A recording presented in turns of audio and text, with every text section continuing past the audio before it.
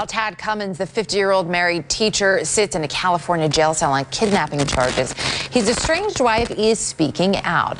In a second part of an exclusive interview with Inside Edition, Jill Cummings revealing new details of the alleged relationship between her husband and 15-year-old Elizabeth Thomas. Psychotherapist Dr. Robi Ludwig joins us now on the story. It was interesting in the interview, one of the other things that she was asked, and it was a very specific question, was whether or not she actually felt betrayed, not by her husband, but by Elizabeth Thomas. I want to take a listen to that.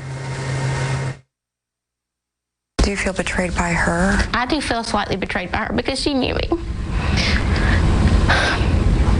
She knew what we had and what she was destroying. If you could talk to Elizabeth, what would you say to her? I don't really want to talk to her because I think it's not the time, but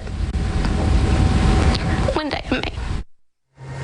I would imagine that part, Robbie, isn't surprising, the fact that she doesn't want to talk to her right now. No, and it's probably a mutual feeling probably on the other side, and I would it's think. probably better that this woman does not talk to Elizabeth at all. I mean, how could that be productive in any way? But it is interesting how the wife assumes that this teenager knew what she and her husband had.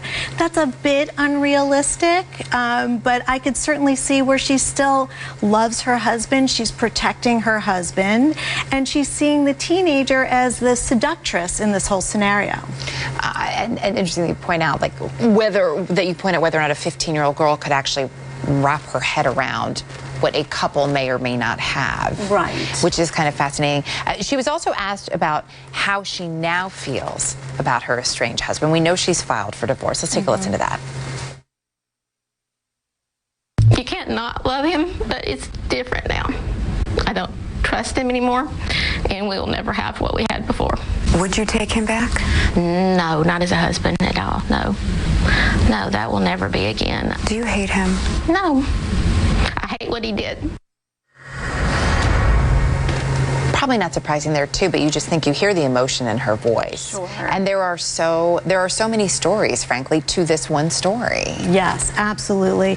I mean, if I were her therapist, I would advise her to take a pause before initiating divorce, because there are just too many intense emotions to make sense out of what really happened. It's unfortunate that her husband chose to act on lust in the way that he did, in this unprofessional and alleged illegal way. But there's a lot more to this story that needs to be understood, and I can understand how this wife is feeling humiliated and betrayed. How could she not? But it's interesting, too, to hear you say to take a pause, even before the divorce. And is that because you just don't want to make any drastic moves at this point, no matter what they may be? That's right. And I'm not entirely convinced that she doesn't want to continue a relationship with her husband in some way. I mean, right now, she is making a knee-jerk reaction under the circumstances when clearly she has a lot of love there. And there's a lot more to be understood about what happened. I'm not saying any of this is okay. Sure. But I think in a marriage, you have to look at everything and understand behaviors in its entirety before making any rash decisions. Robbie, always good to have you with us. Thank you.